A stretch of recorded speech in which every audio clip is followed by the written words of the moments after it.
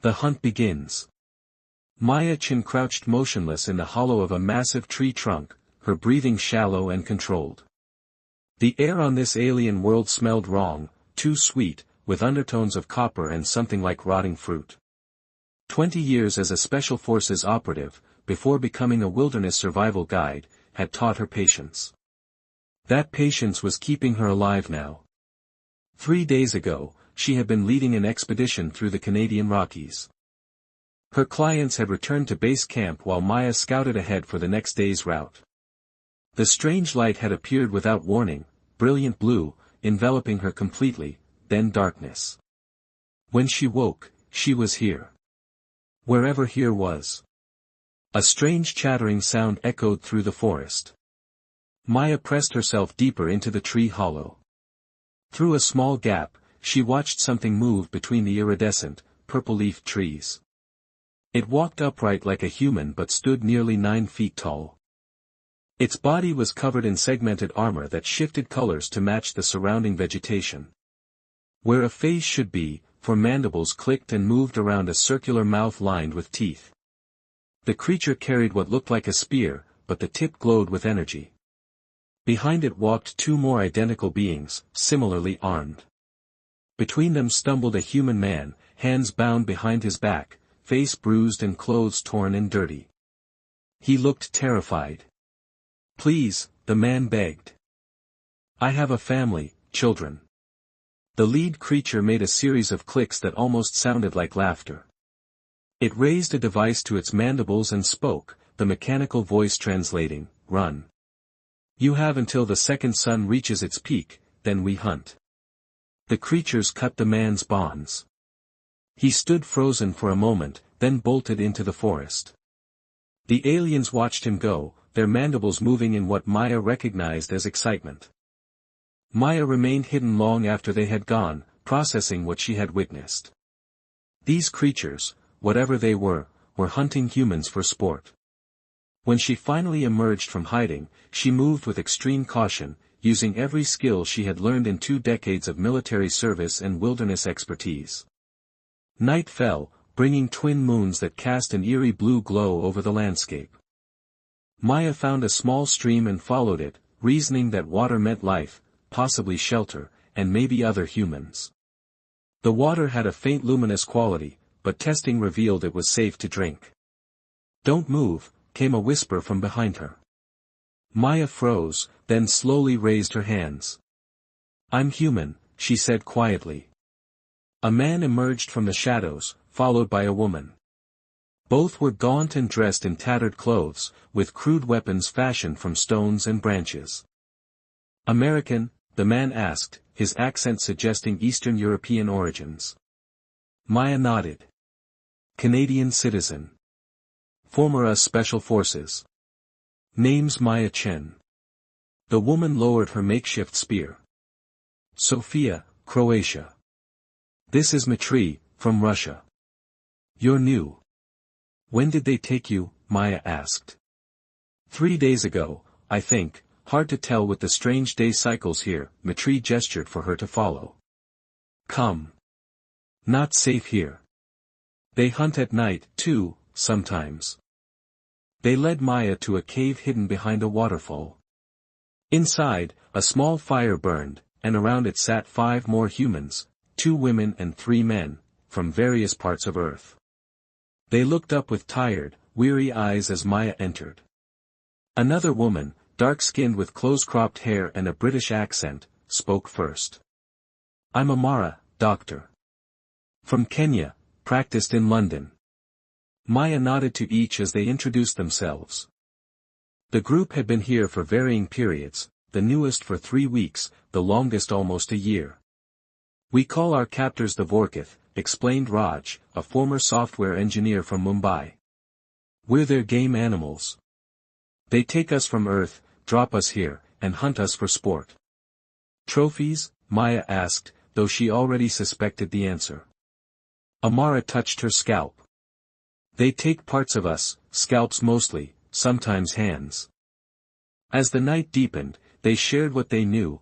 The Vorkith hunting parties communicated with devices on their wrists. They had a central compound somewhere to the north, they operated with some kind of honor code, giving prey a sporting chance before the hunt. "They have technology far beyond ours," said Mitri. "Energy weapons, camouflage armor, force barrier devices, but they're not invincible." Maya thought, every predator has weaknesses. The next morning, Maya convinced the group to let her scout the area. Her military training took over as she mapped the terrain mentally, noting landmarks, water sources, and potential ambush points. She moved silently through the forest, observing the Vorkith from hiding. By midday, she had witnessed another hunt. A young woman, no more than 20, ran desperately. The Vorkith toyed with her, herding her toward a clearing where the lead hunter made the kill with a ceremonial blade rather than an energy weapon. Maya forced herself to watch, memorizing their movements, tactics, weaknesses. One detail caught her attention. When the lead hunter accidentally stepped into a patch of earth vegetation, one of the human survivors must have cultivated, it recoiled as if burned. Its skin blistered on contact with the leaves. Some chemical in earth plants was toxic to them. When Maya returned to the cave, she brought this observation, and hope. "They have weaknesses," she said to the group. "Their skin reacts to certain earth plants, and they're overconfident. They don't expect us to fight back." "Fight back," Sophia scoffed. "With what sticks against energy weapons?" Maya smiled grimly. "We start small, set traps, learn more about their weaknesses, take their weapons, and build from there." Over the next week, Maya taught the group basic military tactics adapted to their situation. They gathered earth plants accidentally brought by previous captives that had somehow thrived here. They mapped Vorkith patrol routes and hunting grounds. Their first trap was a covered pit lined with crushed earth plants. They positioned it on a narrow trail regularly used by Vorkith hunters. Maya insisted they test everything multiple times, refining tactics with each practice run. 3 days later, a lone Vorkith scout followed the false trail. It stepped onto the concealed pit and crashed through. Its screams were like nothing Maya had ever heard, high-pitched clicks and whistles that hurt human ears. When they approached the pit, the Vorkith writhed in agony, its skin bubbling where it contacted the earth plants. Maya didn't hesitate. She jumped into the pit with a sharpened stick and drove it through the alien's eye socket, hoping to reach its brain. The Vorkith convulsed once, then went still. "Its weapons," Maya said urgently. "Get them before any others come." Mitri and Raj quickly stripped the dead alien of its equipment, an energy spear, wrist communicator, and several unknown devices. They retreated to their cave. That night, Raj used his engineering background to painstakingly examine the alien technology. The wrist device included maps of the hunting grounds and, more importantly, translator functions. "This changes everything," Maya said as they gathered around the fire. "Now we can understand them, track them, and use their own tech against them." "They'll know something's wrong when their scout doesn't return," Amara pointed out. Maya nodded. "Good. Let them worry, let them wonder. The best hunters are the ones the prey never sees coming." Over the next month, they ambushed isolated Vorkith hunters, gradually accumulating weapons and tech. Maya insisted they leave no survivors. Each dead Vorkith had to appear to have suffered an accident, a fall from a cliff, drowning in a river. Their goal was to create uncertainty and fear among the hunters. Their group grew as they rescued other human captives. Maya organized them into teams: fighters, technologists, medics, and scouts. They relocated their base several times, eventually establishing a hidden compound in a network of caves beneath a waterfall. The rushing water masked their heat signatures from Vorkith scanners. Raj made a breakthrough with the communication devices, managing to hack into the Vorkith network. They began intercepting communications, learning the aliens' language and customs. They discovered the Vorkith were a hierarchical species obsessed with status. Hunting prowess determined one's place in society. The hunting preserves, and there were many, with various captive species, were how young Vorkith proved their worth. "They're getting nervous," Raj reported after intercepting a message from a Vorkith commander. "Too many hunters missing. They're sending a security team to investigate. Maya gathered her lieutenants Matri, Sophia, Amara, and Raj. It's time to take this to the next level. We need to capture one alive. We need information about their compound, their numbers, their full capabilities. The ambush was set at a narrow canyon where the Vorkith security team would pass. They used the toxic earth plants as a barrier to funnel the aliens into the trap. When the 4-member security team arrived, Maya's fighters attacked from multiple directions with stolen energy weapons. 3 Vorkith died in the initial assault, the 4th, a smaller individual with distinctive blue markings on its armor, they managed to subdue and capture. Back at their compound, they secured the Vorkith, whom they called Blue for its armor markings, to a stone slab, using the translation device. Maya began her interrogation. "Why do you hunt us?" she demanded. The alien's mandibles clicked rapidly, the translator converted, "It is the way lesser species exist, to prove the prowess of the Vorkith. It has always been so. Where is your main compound? How many Vorkith are there?" The alien refused to answer, but its silence told Maya something important: it was afraid. These creatures weren't used to their prey fighting back, asking questions, capturing them. "You fear us now," Maya said, leaning close. "Good, you should, because we're no longer your prey. Now you're ours." The Vorkith's mandibles clicked frantically, the translator struggled to keep up. "Impossible, humans are primitive, weak." Maya smiled coldly. "You've made a terrible mistake. On our world, we were the apex predators, and you've just reminded us how good we are at hunting. The hunters become the hunted." Dawn broke over the alien forest, casting an eerie purple light through the canopy. Maya stood at the entrance of their cave compound, watching the twin suns rise behind her. 53 humans prepared for what might be their most dangerous mission yet. 3 months had passed since they captured the Vorkith scout. Through intimidation and leverage, they discovered the Vorkith required a specific mineral in their diet that humans could withhold. They extracted crucial information. The main hunting lodge lay 30 kilometers north, a massive structure serving as both command center and luxury accommodation for elite Vorkith hunters. More importantly, it housed the teleportation technology that brought humans from Earth. The captured Vorkith scout, Blue, eventually revealed another critical fact: the Vorkith weren't alone in running these hunting preserves. They employed an enslaved species called the Trellix to handle maintenance, food production, and other menial tasks beneath Vorkith dignity. The Trellix look almost like Earth reptiles, Raj explained to the assembled fighters, displaying a crude drawing based on Blue's descriptions: scaled skin, large eyes, about our height but slimmer. They're technically advanced but have been subjugated by the Vorkith for generations. Maya stepped forward. "This changes our approach. The Trellix could be potential allies if we can reach them."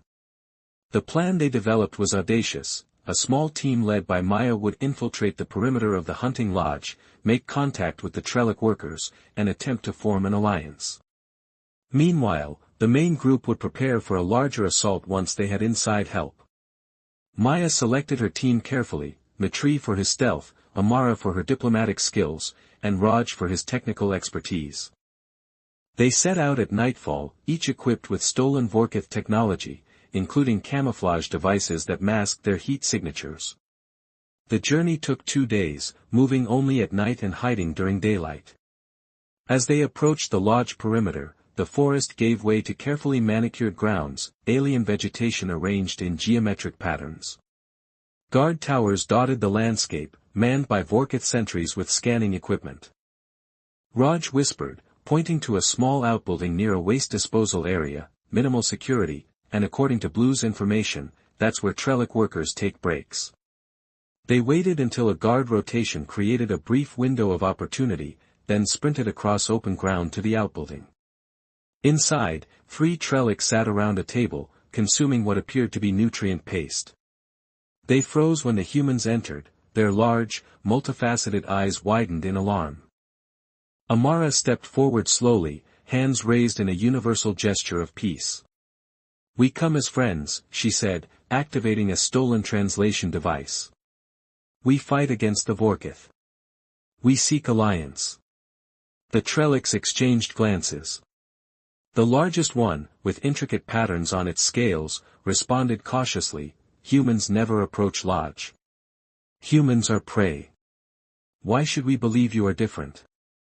Maya placed a deactivated Vorkith energy weapon on the table. "Because prey doesn't take trophies from hunters. We've killed many Vorkith. Now we want to end their hunting forever." The revelation that humans had successfully fought back against the Vorkith clearly shocked the Trellics. After a tense discussion in their own language, the lead Trellic introduced himself as Varix. "Many cycles ago, Vorkith came to our world, took our technology, made us serve. We build and maintain hunting lodges across many worlds." Varix's eyes blinked rapidly. "Some Trellics have thoughts of resistance, but Vorkith hold our home world hostage." Maya recognized an opportunity. "Then we have common cause. Help us defeat the Vorkith here, and it could be the first step toward freeing your people." Over the next several hours, Varix shared invaluable information about the lodge's layout, security systems, and vulnerabilities. Most crucially, he revealed that in 3 days, many of the highest-ranking Vorkith would gather for a ceremony celebrating the season's most successful hunters. "The lodge will have minimal security inside, most guards at the ceremony," Varix explained. "I can help 4 humans enter through maintenance tunnels."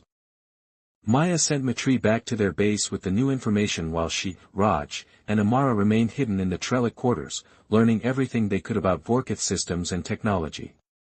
Varix introduced them to other Trellics who secretly harbored anti-Vorkith sentiments. From them, Maya learned that the hunting preserves were just one aspect of Vorkith cruelty. The Vorkith Empire spanned dozens of star systems, all built on the subjugation of lesser species. "They believe themselves evolved from perfect predators," explained a Trellic engineer named Ze. "Their religion taught that hunting was sacred, a communion with ancestors. To fail as a hunter was to fail as a Vorkith." Raj worked with Ze to understand the teleportation technology. "If we control this, we could potentially send people back to Earth," he told Maya excitedly. "Or bring reinforcements." On the 3rd day, as the twin suns reached their zenith, Varix led Maya's team through narrow maintenance tunnels beneath the hunting lodge. Above them, they could hear the rhythmic clicking and stamping that signaled the beginning of the Vorkith ceremony. The central control room was sparsely guarded, just 2 Vorkith technicians who never expected an attack from within their own facility. Maya and Amara neutralized them silently with thin blades coated in toxic earth plant extract. Raj and the Trellic engineers worked feverishly at the control systems, locking down sections of the facility, disabling alarms, and most importantly, gaining access to the teleportation grid. "We have control of internal security," Raj announced after 30 tense minutes. "And I've managed to send a signal to our base. Matri and the others will attack the external perimeter in 1 hour, creating a diversion while we hold the facility from within." Maya nodded. "And the teleportation system?" "Partially operational," Raj replied. "We can't send anyone back to Earth yet, the coordinates are locked with Vorkith genetic keys, but we can bring more humans here from the hunting grounds." Outside, the ceremony continued unaware of the infiltration. Maya studied the security feeds showing hundreds of Vorkith gathered in an amphitheater on a raised platform, hunters displaying their trophies, some of which were horrifyingly preserved human remains. She steeled herself for what came next. The final phase of their plan was about to begin. The countdown began in silence. Maya watched the security feeds as Matri's signal rippled across the perimeter. Human silhouettes emerged from the underbrush, wielding scavenged energy rifles and crude explosives. At the control room's viewport, the ceremony above carried on. The Vorkith, drunk on triumph, had drawn their guards into the amphitheater. Only a handful remained within the lodge's inner halls. "Now," Maya whispered. Amara nodded and activated the lockdown sequence. Heavy doors sealed off the corridors, trapping the surviving technicians and any sentries inside. Alarms blared briefly, then died under Raj's careful override. Through the console, they watched as Mitri and Sophia's team struck the outer defenses, drawing fire away from the tunnels. Maya motioned Raj to the teleportation interface. "Initiate retrieval protocol," she ordered. His fingers danced over alien glyphs until the grid shimmered to life. "Coordinates locked," he reported. "We need genetic authorization." Maya drew the small vial of her own DNA sample, captured before her abduction, and placed it against the reader. A pulse of light traced the chamber's conduits. "Authorization accepted," the console announced in a halting translation. "Ready to transport human subjects." A tremor ran through the complex as explosions rocked the perimeter. The amphitheater's roar grew distant, replaced by the hissing of venting steam and the staccato crackle of energy rifles. Amara tapped into the feed from the maintenance tunnels. "They've taken control of the north gate. More humans arriving now, over 100. Maya's heart hammered. The plan had depended on speed, any delay, and the Vorkatha's elite hunters would descend.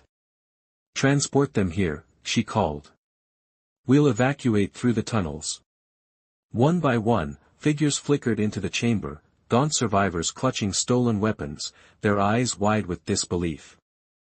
Behind them, Mitri and 2 fighters covered their retreat, picking off Vorkath stragglers. "Move," Maya barked. They herded the newcomers toward the portal.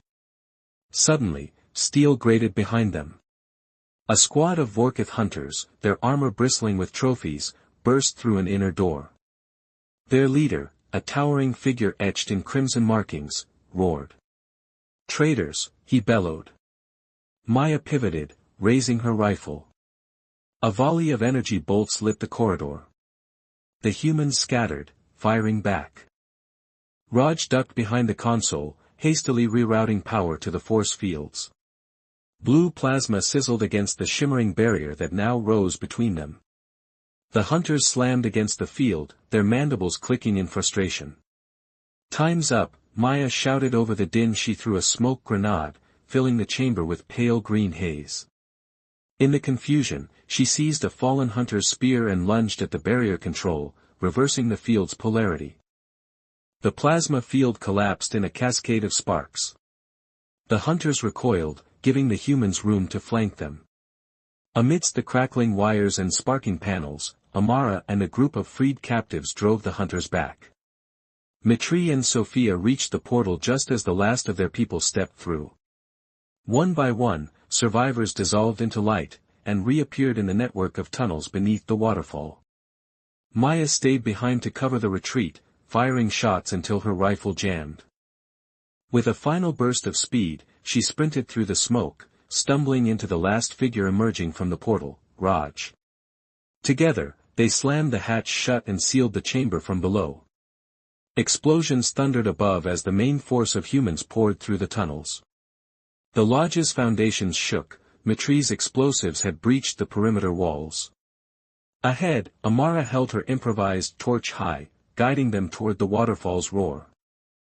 They emerged into the night, breathless, as twin moons glowed overhead. Behind them, the hunting lodge collapsed in a cascade of fire and falling debris. The sky lit with phosphorescent flames as the alien structure crumbled, its teleportation array shredding in the blast. For a moment, all was quiet. Then cries of triumph rose from the gathered humans. Maya lowered her visor and allowed herself a grim smile. They had turned the tide, the hunters had become the hunted. In the days that followed, the survivors regrouped beneath the waterfall. Raja's hacked transmitters broadcast a garbled message across local frequencies, urging any Baroth captives, another human-hunting enclave, to seize their chance and revolt. Scattered pockets of resistance flared to life as Trellix and other enslaved species rose up against their Vorkath overlords. Maya paced the cave's entrance, the rush of water at her back. Beside her, Amara tended to the wounded, Mitri coordinated patrols, Sophia prepared a roster of liberated refugees for transport when the portal could be reconfigured. 3 weeks later, Raj confirmed partial restoration of the teleportation network, enough to send a small team back to Earth. On a rocky ledge overlooking the forest, Maya addressed the assembled survivors. Under her leadership, they had become more than captives, they were a liberated community, forging a new path on this alien world. "We've won this battle," she said, her voice steady. "But we're not safe until all our people are free, and until we return home." She held up a battered Earth flag, its red maple leaf faded but intact. "We fight for every human taken. And for every species enslaved by the Vorkith. We'll bring them down, one lodge at a time." Cheers rose into the moonlit sky as the camp's lights glowed softly beneath the waterfall. Somewhere beyond the treetops, the Vorkith Empire reeled from the loss of their prized preserve. The revolution had begun. Later, as dawn painted the horizon with violet and gold, Maya lingered at the water's edge. She let the cool mist wash over her fatigues, picturing home, snow-capped peaks and pine forests, the smell of pine and campfire. Her journey back would be long, but she carried with her the fierce pride of an apex predator no longer hunted.